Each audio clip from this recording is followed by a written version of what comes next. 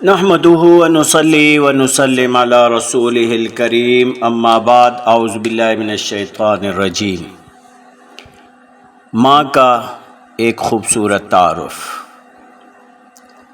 ایک عورت جب ماں بن سکنے کی عمر کو پہنچتی ہے، اسی وقت سے قدرت کے اس گراں قدر انمول تحفے کو اپنی ذات میں سمول لینے کے لیے بےتاب سی دکھائی دینے لگتی ہے۔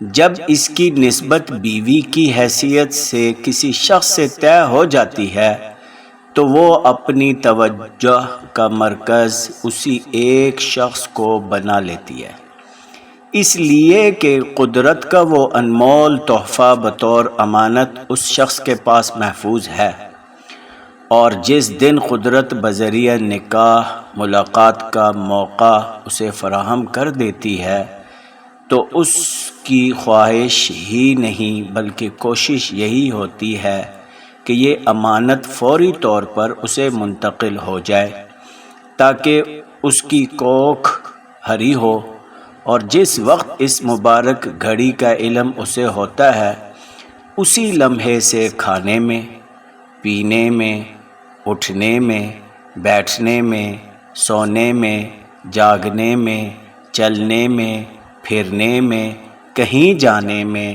حتیٰ کہ لباس تک میں کیسی اور کتنی احتیاطیں برتنا شروع ہو جاتی ہیں۔ احتیاطوں کا یہ عرصہ عموماً 9 ماہ پر مشتمل ہوتا ہے۔ پھر اس اندیکھے محبوب کے دیکھے جا سکنے کا لمحہ آتا ہے تو وہ لمحہ اپنے آپ کو موت کے حوالے کر دینے کا ہوتا ہے، اور یہ ماں بلا تأمل اس جاں گسل واقعہ سے گزر جاتی ہے، اور اس کے بعد کی نادانیوں اور ماں کی ممتا کا ایک کبھی نہ ختم ہونے والا سلسلہ شروع ہو جاتا ہے۔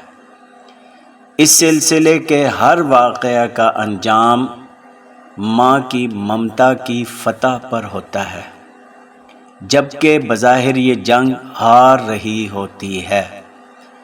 اپنے لال کی ضد کے سامنے وہ ہتھیار پھینک رہی ہوتی ہے، لیکن اس کی یہی ادا اس کی عظمت کی دلیل ہوتی ہے۔ ماں کی اس ادا میں زندگی کے کسی موڑ پر ذرہ برابر فرق نہیں آتا۔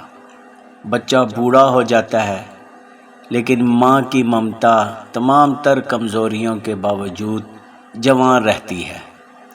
بچے کی نادانیاں گستاخیاں بن جاتی ہیں، لیکن ماں کی محبت نفرت میں نہیں بدلتی۔